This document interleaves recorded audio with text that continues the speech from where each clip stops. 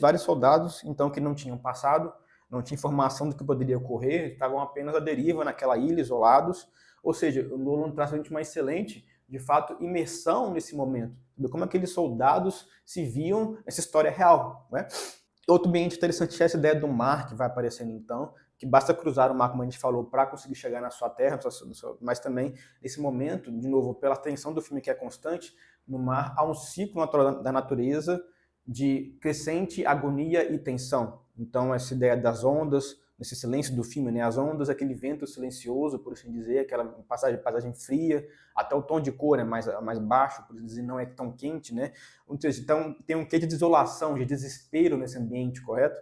Ou seja, as pessoas estão à deriva, ilhadas, e o mar, por exemplo, traz, por exemplo, corpos que pessoas que foram afogadas no mar, né, em um certo momento, ou seja, traz essa ideia de não ter vida, por assim dizer, né? Traz, ao mesmo tempo, o mar, depois do filme, vai trazendo essa ideia de ciclos da natureza, a vida, ou a esperança, quando as pessoas no final do filme, que, claro, um spoiler, vão resgatar os soldados que estavam presos ali, não é? Então, tem esse ciclo da vida, quem traz a ideia de não ter vida, ou voltar a ter vida depois pelo mar, né? O ciclo, por exemplo, então, ao mesmo tempo, então, que se torna esse ambiente de Dunkirk quase um lugar fantasmagórico, né? Quase como um purgatório visual. Soldados em agonia permanente.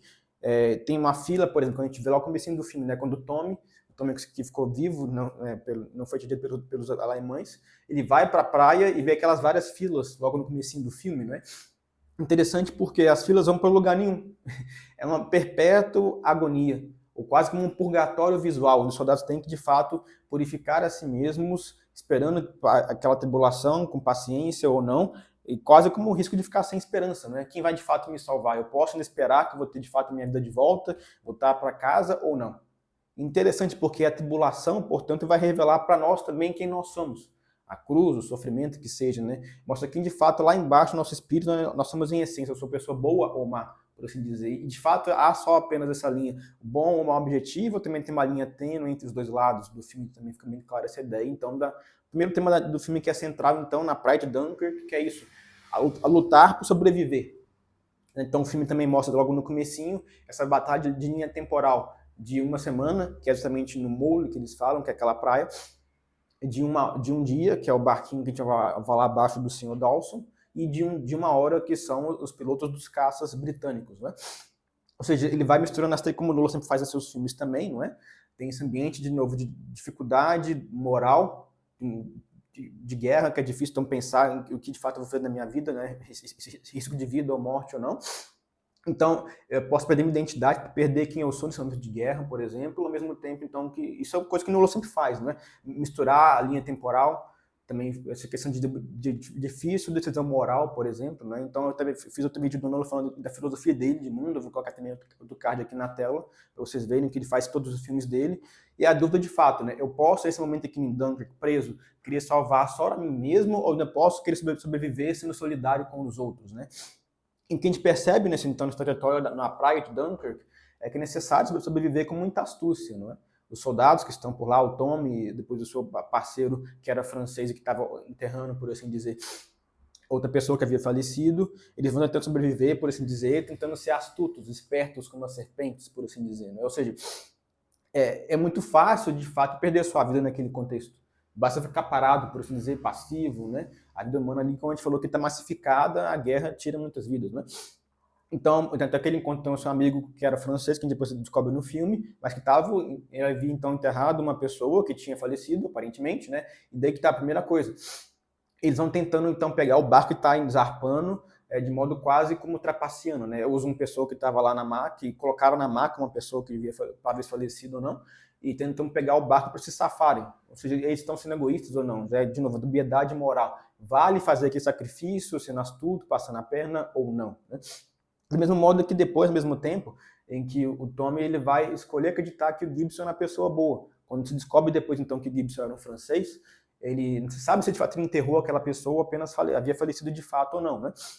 Mas ele escolhe entender que o Gibson, que era esse francês, era uma pessoa boa, que era um bom aliado, até porque, de fato, o Gibson depois acaba salvando, quando o Tommy, junto com o Alex, que é o Harry Styles, daquela banda One Direction, se não me engano, tá no filme, eles entram no barco, conseguem zapar, só que o barco tem o risco do torpedo, né? Quando ele é atingido, o francês, que era justamente, então, estava chamado de Gibson, ele era esperto, ficou fora do barco e pôde salvar eles, né? Acontece que é muito interessante porque, ao mesmo tempo que isso ocorre, logo depois os soldados tentam, então, entrar num barco queria que a onda e o mar, como a gente falou, ia voltar pelos ciclos da natureza, ia subir de novo o mar e o barco iria não ficar mais encarado na praia, né?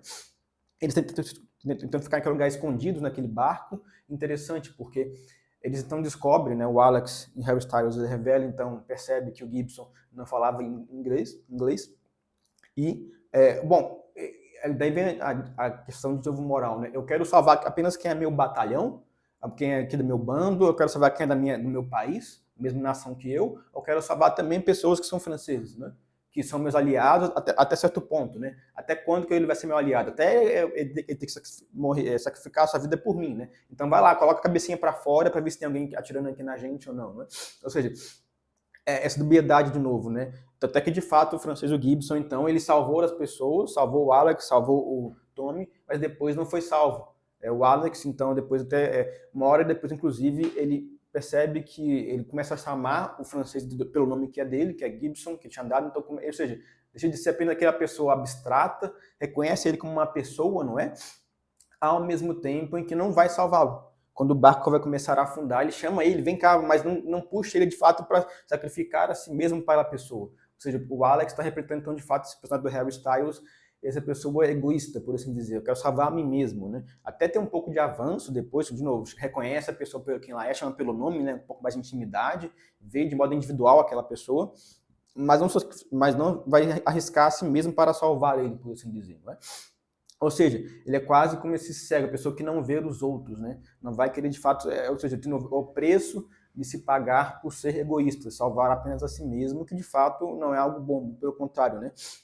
Então, até que depois a gente vê, por exemplo, quando o torpedo atingiu o barco deles, eles ficaram à deriva lá, e até queriam entrar no barco que estava cheio e falavam, não me deixe aqui, não nos deixem aqui, né? Então, esse risco de querer ficar isolado e perder a si mesmo, né?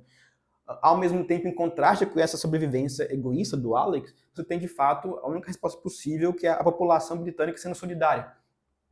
Os cidadãos que vão sair da sua casa, do seu aconchego, sacrificar-se a si mesmo para ajudar quem estava em Dunkirk, que são justamente, de modo muito claro, está no filme, pelo Sr. Dawson, o seu filho, e o George, que pegavam um barco de um civil comum, tiraram lá os pratos, tudo em um barco de passeio, e se arriscaram, atravessaram o mar para querer ajudar quem estava em Dunkirk. Não é? Ou seja, até o Sr. Dawson tem, de fato, esse lado muito claro e belíssimo do filme, do senhor de idade, que se